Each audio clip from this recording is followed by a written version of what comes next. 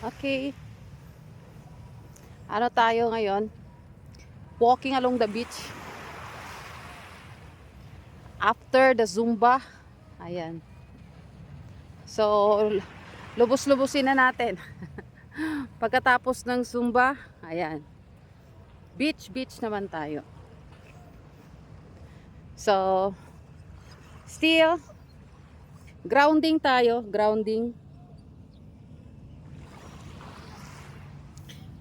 Yan. Yan, paa-paa. Parang mas maputi ang paa ko kaysa legs ko, ah.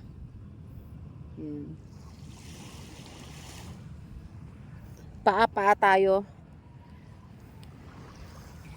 Dito sa aqua natin, sa grounding or earthing, ayan, nakukuha nung katawan natin yung electric, anong tawag doon, yung nanggagaling sa ground na kuryente. Yan, para yun ang bubuhay sa ating mga nerves, 'di ba? Kagaya ng pag nakukuryente ka, parang ganun. Yan, so yan, kagaya ng mga sinaunang tao, 'di ba? Ano sila, paa-paa sila, and yet ang hahaba ng kanilang mga buhay. Siyempre, kasama ng grounding, kasama nito ang mga hindi lang grounding, siyempre. Kasama rin nito yung proper balanced diet, yan. Yung enough sleep, exercise. Hindi ibig sabihin na kapag nag-grounding ka is automatic, no. Kailangan ng mga iba pang mga factors in order for you to be healthy. It's not an overnight activity actually. So kailangan pagpaguran at kailangan hindi ka ningas kugon. Yung bukas okay, tapos sa susunod hindi.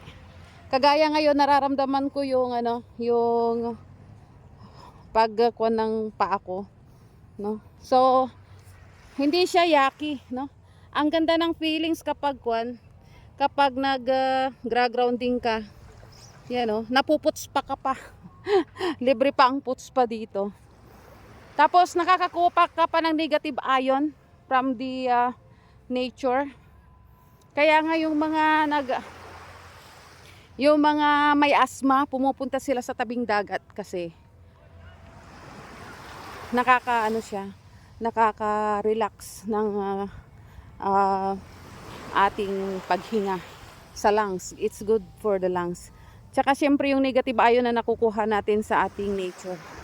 Kaya nga I love nature. Dito sa tabing dagat, ano lang, kuwan lang siya, lakad-lakad ng nakapaa. Yan guys.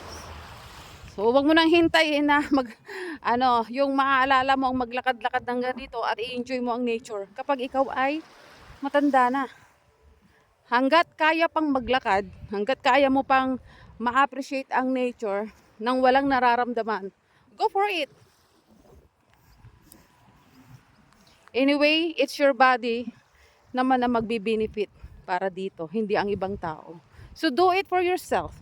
Love yourself first bago mo mahalin ang iba. Kasi wala kang pagmamahal na may bibigay pag hindi mo muna mahalin ang iyong sarili. Okay. Paano ka makakapagmahal kapag may sakit ka na? No? Pwede rin magmahal, but mas mag-i-enjoy ka kapag ikaw ay healthy. Pwede kang pumunta sa mga gusto mong puntahan nang ikaw ay malusog. Ayan. Actually, na siya. Okay, bye-bye.